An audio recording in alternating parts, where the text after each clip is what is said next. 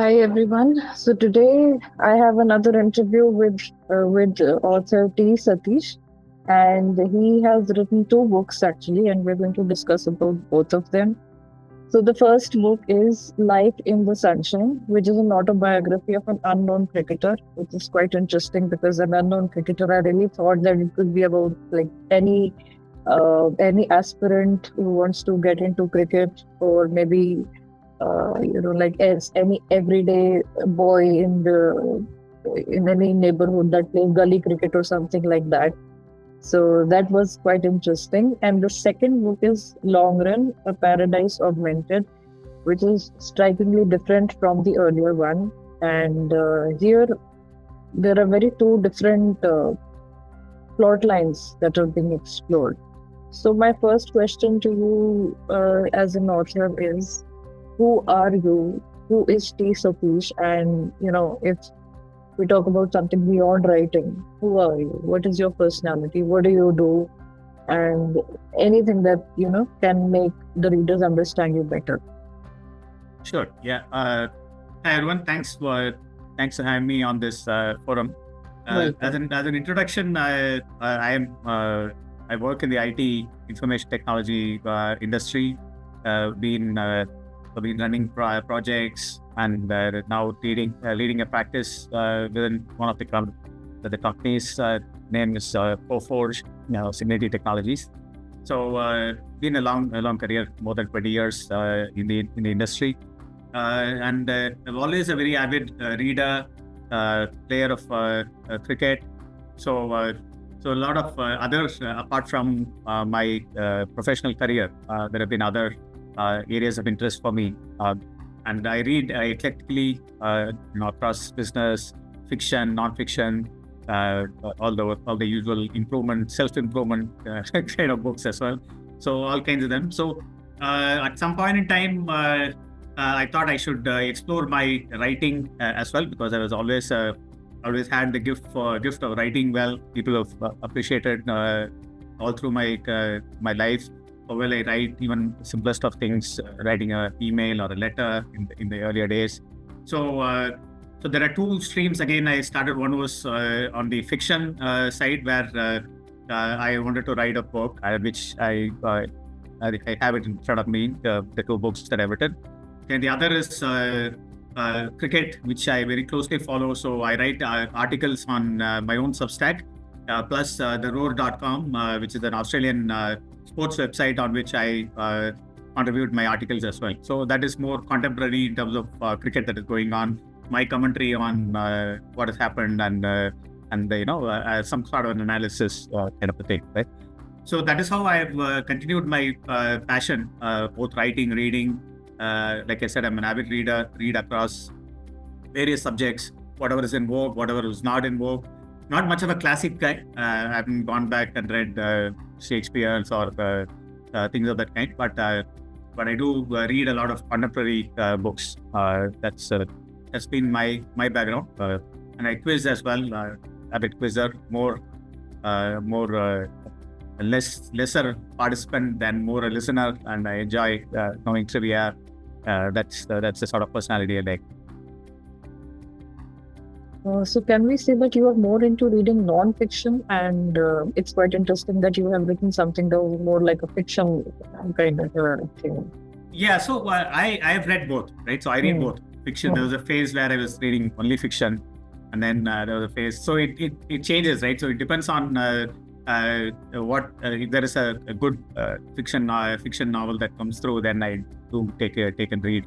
I'm more a non-fiction guy, because there seems to be more books non-fiction coming through than fiction for some reason, or maybe I am not watching out for, because a lot of the fiction, the Indian authors, I used to read a lot, but I somehow seen the stream that is reduced.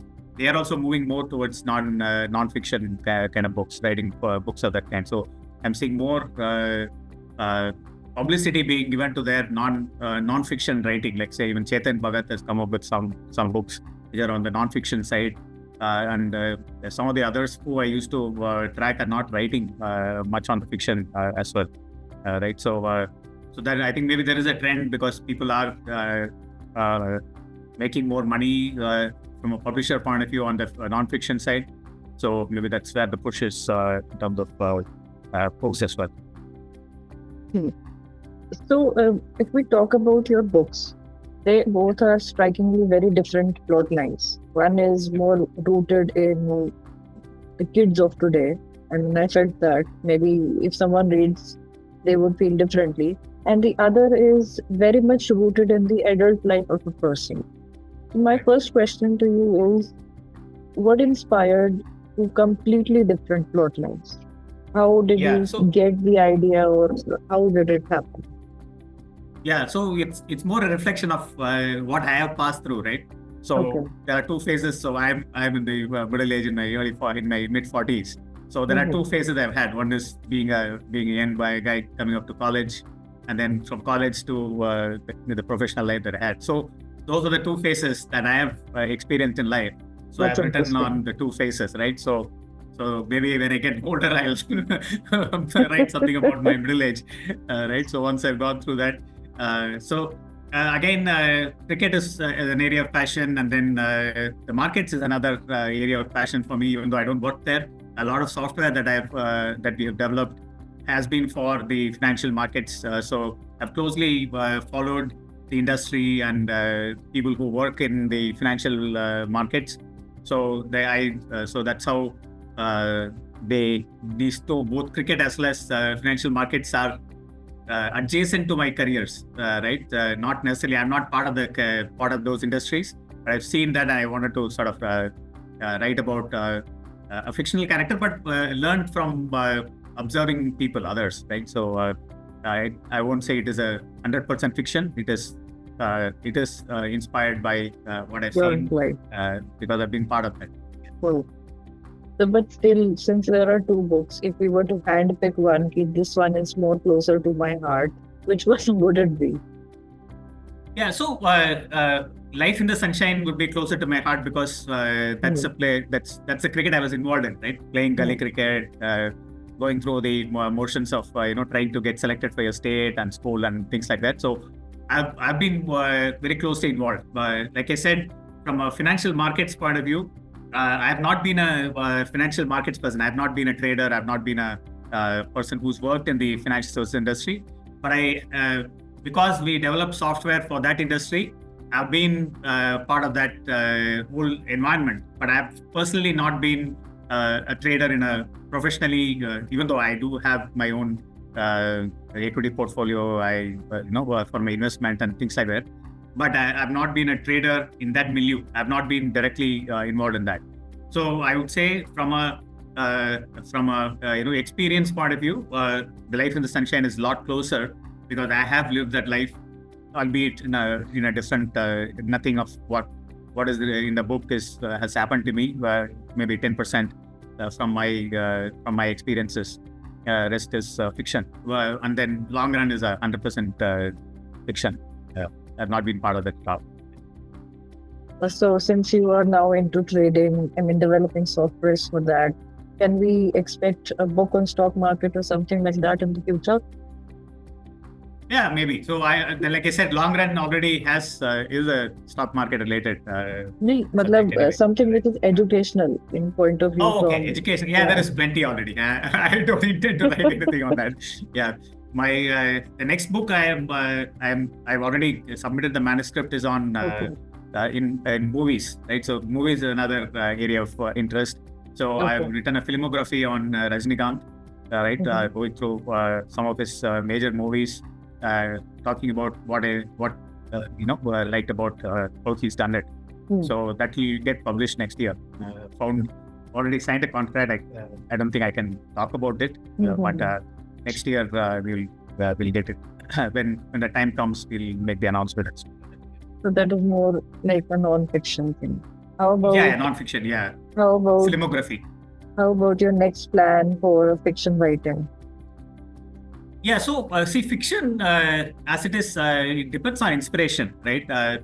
So Life in the Sunshine and Long Run were certain inspiration that was always there in me. It's a bit like I don't want to use that as a terminology, but you have to be pregnant with an idea, right? So it has to grow inside you, and then when it comes to a stage that you can't hold it back, you write, right? So that's how my articles, whether I write articles or a book, these are ideas which have been there inside and then have been growing, and then it reaches a stage you can't hold it back, kind of a thing, right? So you want to get it out of your system. So there hasn't been an inspiration as yet from a fiction point of view, right? Which is a story that I want to sort of talk about. If I get it, I'll write it. So because I'm not a professional writer, I don't have any compulsion. There's no publisher saying, hey, let's get one in. So I write some rubbish, right, to get through with the quota numbers for that year to get something out there. So you're not running on deadlines to finish chapters. Correct. Yeah, exactly. So there's no pressure on me. So that reflects in the quality of the work as well. I personally think definitely there is, when something is there in you and you bring it out, there's definitely a better quality in the work. You can read the passion of that author in the story, and the conviction that is there behind the plot line and all of that. But then when you write because somebody has given you an assignment to write, that doesn't work that way. So which is why I've kept my passions as something outside of it. Yes, right. So you get married to it, then you go through all the pangs of marriage. So love is separate. It's good. It doesn't lose shine. Right. So my coming back to the discussion of the books, I was quite surprised. Not surprised, actually, quite curious when I read the title "Life in the Sunshine."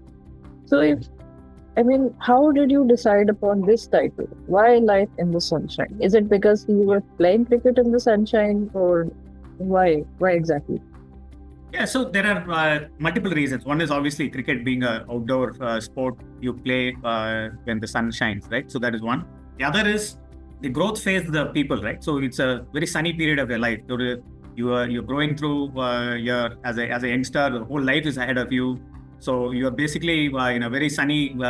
You're not going through any of the troubles of life as it were. So apart from the grief that your teachers would give you, you pretty much are sort of unaffected by what is going on around you. So that's the thing that I wanted to kind of reflect, right? It's a life of sunshine. So it's a time where everything is bright, and you are looking ahead, and you can see a long life ahead of you. So that's what I wanted to bring out, both the fact that cricket is played under sunshine, and also the fact that those are your sunshine days, and it continues. Like if you lead your life well, it's sunshine all through. But then pretty much everybody can relate to that time of their lives being the brightest, right? So when you look back at your childhood and growing up age with all the positiveness around it. And what about the subtitle, Autobiography of an Unknown Cricketer? It was quite, unknown cricketer. I was actually wondering. So see, cricket is so it's played across the country. Every gully, there are a bunch of children playing, and this has gone on for decades, right? So every street in a particular city, if you see, you will remember your cricket, and your father will remember his cricket, and then your grandfather will remember his cricket, right? So it's gone through that sort of so many unknown cricketers. So for the 11 people who represent at any given point in time, there are millions who have played the game, and for a brief period, they would have worn the Indian T-shirt or just at least play acted saying that, hey, my century and I'm playing for cricket at India and all that. So that is what I wanted to sort of represent in the book, right? So for all the great things that you read about the known cricketers, there are thousands and millions behind that who are unknown, and this is one of the story. It's probably every child in their childhood has played cricket. I don't think there is anyone who has not played the game. Yes, exactly. So, and it's multi-generational. It's not that it is a fad that started today. You can go back to your grandparents from that time, or even before that, right? So cricket is part of our ethos. I actually heard it somewhere that cricket is more like a religion in our country. Yeah, absolutely. So I think it makes sense now. And since, the way you have written the book, and even when I was reading through it, I also played cricket, like gully cricket kind of, but not for to play on national level or something, just for fun.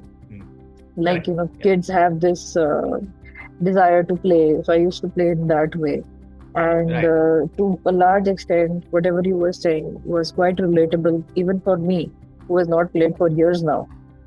Correct. So, I mean, I think that this would be a very strong point for people to relate with it and to maybe, identify or even collect the lost memories of their childhood and remember the old memories that they have with this.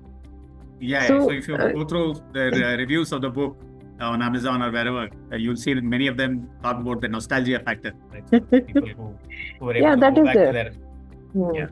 The nostalgia aspect is definitely there. And even when kids are reading the book or when they're reading it as grown-ups, it will be there.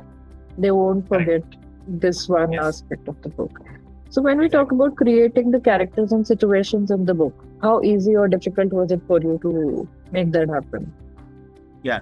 So from Life in the Sunshine point of view, it was a lot easier because, like I said, I was in the thick of things playing gully cricket for a long time. So you will find these characters. And then the fact that we moved around different parts of the city, living in different homes, different localities.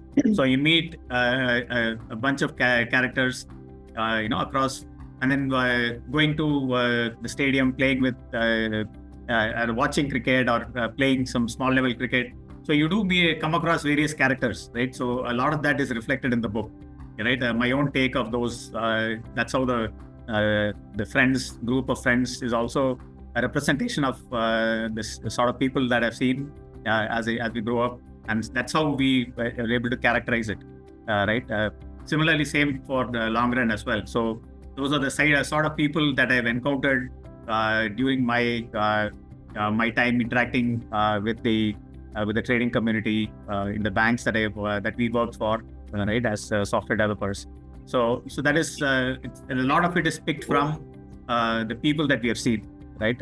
Not somebody who's... So if you pick up somebody from your own imagination who's not close to reality, it won't relate to you, right? So if you played cricket, I'm sure you would have anybody who would have played cricket would have encountered somebody like Sathish in that character, or Tribhuvan, or Sampath. So those are all people who they would have met in their own version with their own names, right? So that's how you make it more relatable, right? As long as you keep it authentic. If you concoct your own person, people may not relate to it, so, right? It's like if you suddenly put in an American coming and playing cricket, somebody who's never even understood the game. So it's not going to work that way. But now cricket has also reached the US. In this World Cup, they were playing, the whole tournament was organized on their soil. So in the long run, maybe even they will be able to relate with the emotion that is resonated in the book. So particularly the South Asian community. Right.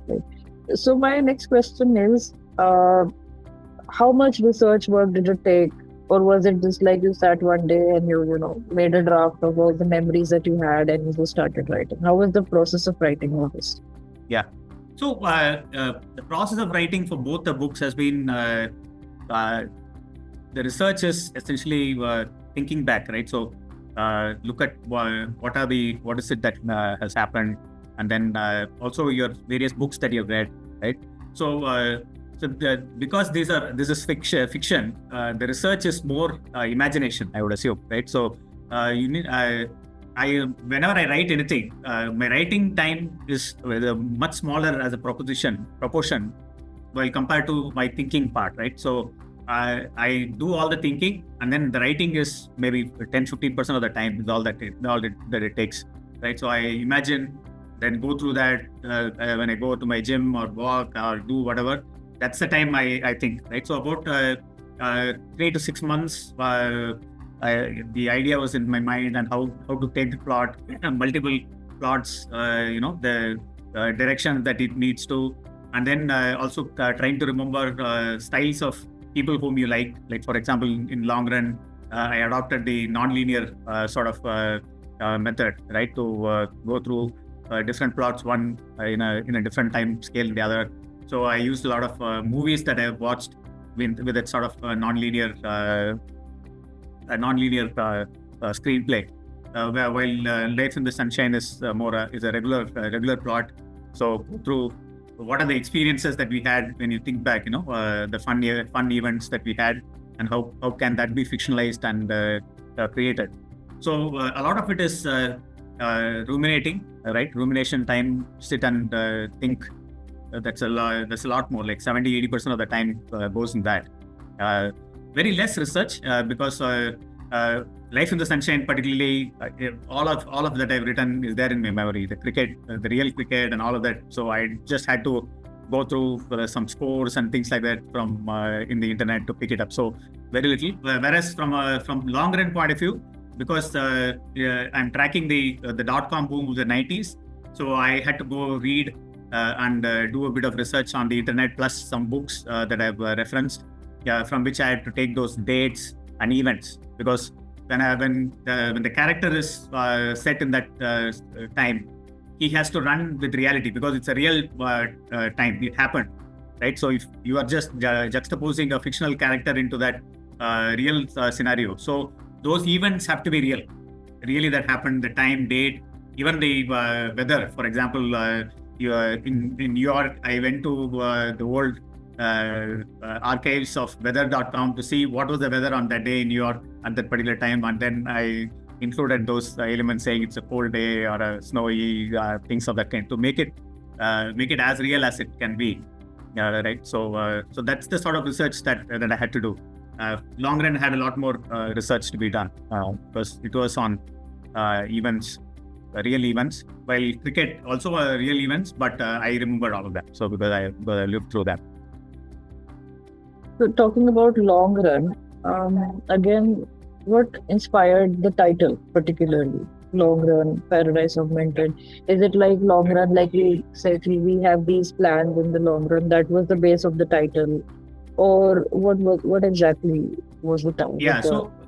In the investment area, if you see, people always talk about the long term, or they use words like long run, right? So in the long run, the market will go up, economy will go well, right, and all of that. So it's a very often cliched usage, right? So the long run is the name that's used. So I, as a mockery of the cliche, I put that in.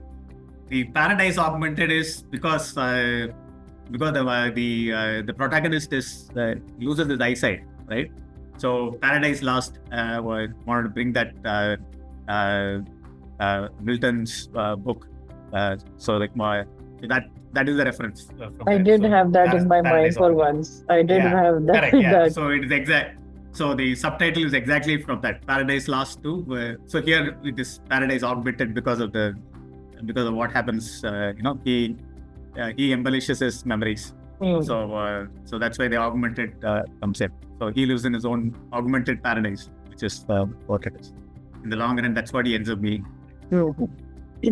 So when we say Life in the Sunshine, that is more like relatable for probably every age group, kids, adults, everyone can relate to it.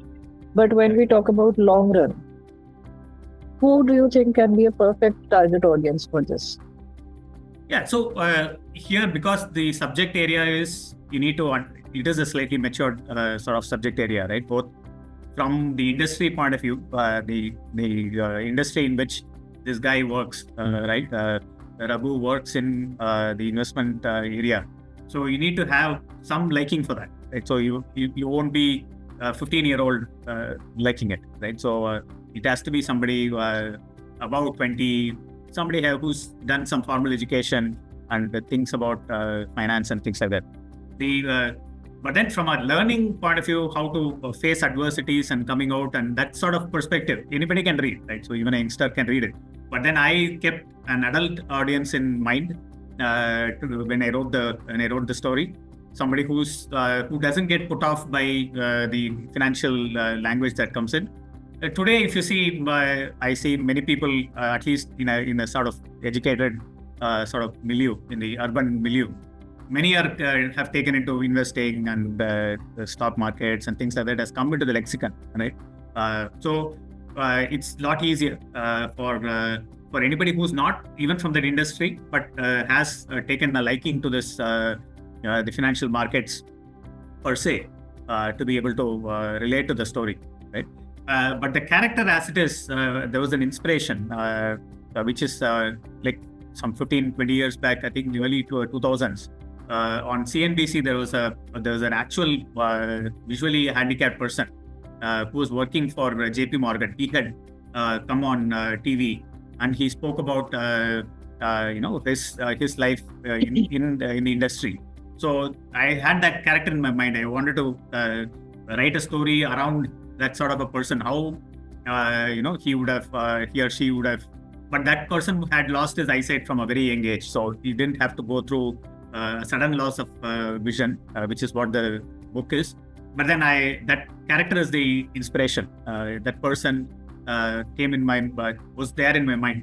So when I started writing, I like I said, that character was always there in my mind for a very long time. So I wanted to write a story on using that. So as I developed a story script for that, then I converted that into this story. I also found out in my research that you have some works published with Juggernaut also. Am I right? Yeah, so those are short stories. Okay, short stories. Short stories, yeah. And not books. What are their names? Yeah, Hang in There is one of the books, and then the other is Who Am I? Okay. So those are two short stories. Again, Hang in There is a short story of a guy who's trying to learn how to do a pull-up. In the exercise, right? So it's a story of him and on a parallel line. His reluctance to speak to a girl who he is in love, right? So those are the two characters. Read it. It doesn't have a story. It's just there's a fun. It's quite fun. Sounds fun. Yeah. It's a short thing as well. And then Who Am I is a lawyer. Is a lot more of a reflection, right? A middle-aged person looking back, a middle-aged person who started off with promise, who's sort of through the travails of life has lost the plot, sort of thing, right? And then he looks back at where he went wrong, sort of. It's a more reflection sort of thing. Who am I? Right. So that's it's a lot more serious reflection of and then written in the sort of a mysterious way. If you read it, you'll know how it goes. Right? So definitely. That is why I wanted the readers to know the other work that you have done. Yeah, there's one more short story on Amazon as well. Finding Bond. So looking for Bond. Yeah, so looking for Bond. So this was there was a time that Times of India had would come out with some short synopsis, and you have to write a one pager, not 1,500 words, sort of a story, and send it to them. So they had a contest. I don't think it's running anymore. So in that there was a line from Bond, from James Bond, some few lines, and then you have to compact the story out of that. So so this That's looking for Bond is is another. Yeah. Nice. It's on Amazon. Yeah. Put it on. So based on your writing and the short stories, is there any particular message that you want to give to the readers, or anything you want to say directly to them? Yeah. So all my books, whatever writing, right? So I always write about hope, right? Hope, happiness, and even through the ups and downs, I want to say at the end of it, it's good. Even though long run is a little, it ends in a sort of a negative frame, but then still the guy does come out of the problems that he had. Even though where he is passionate about the girl, he doesn't get it. But then at the end of it, it's a hope, a message of hope, right? So hope coming through successful at the end. So that is the message I always want to give, right? So we are all here on this sort of a planet because human beings are able to think and create things. We have created a life of its own, and we are deeming somebody successful, somebody's failure, and all that, right? So all of that is sort of a fiction that we have built ourselves, right? Otherwise, if you just take away all that sort of thing, we are just like any other animal, born, right? Spread your genes, then die and go away, right? So there's no ups and downs and all of that. So at the end of it, the The idea is to be happy, go through the motions, enjoy what is out there, and then stay alive and live as long as you can, healthy and positive. So that's the image. That's how I want. That's what I want to convey, right? Don't take life seriously, but not so seriously that you start branding yourself in the form that, okay, I'm a success, I'm a failure. All of this is just for fun, because we are here for like 70, 80 years on an average. We have to do something with it. So that's how all of this has come through, right? Otherwise, there's no need for all this. Yeah, right. We just, because we have a brain, we managed to create all these. That's great. What are the creative? Yeah. So that is what makes it different from animals, I think. Correct. Yeah. Which is why I don't want you to forget what is the baseline, right? So living life has nothing called success or failure, right? So if you take too much of if you're successful, then I don't have to give you any advice, right? So fine, you're happy, you're good. But people who think that, I'm not successful, I am fallen behind somebody, it doesn't make sense, right? So get over it, and then think about it from a more baseline point of view. It will turn around. It does work out well. Just stay positive at the end of it. There's no report card at the end of your life. It was a pretty interesting session, and it was great to know about the backstories about your books. I did not want to give out many spoilers, otherwise, everything would come out. But I did read them, and they're very, very, unique ideas and different plot lines, and they are coming from the same brain. That is what makes them even more exceptional. So I wish you all the best for the upcoming fiction and non-fiction works. I'll be looking forward to getting through them also. And all of these, I hope they are available on Amazon and other leading e-commerce platforms. Very much. Great. Yep, great. Very much available. And in case if you have a website, I'd like you to mention that. I'll share it in the comment section so that the readers can connect with you over there. Otherwise, I'll mention your social media so that they can connect with social you. Media is all, website, so there are no websites. Yeah. Social media. Okay. So they can join you there, and if they have any questions or anything else, they can connect with you directly. So with this, we come to the end of today's session. I hope that it was information and knowing author T Sathish, and I wish him the best. And I hope that I'll be getting to hear about the next work very soon. Thanks, Akila. Thank you very much. You're welcome. Yeah, okay. Thank you. Good luck to you as well. Thank you. Thank you very much. Bye-bye. Bye-bye.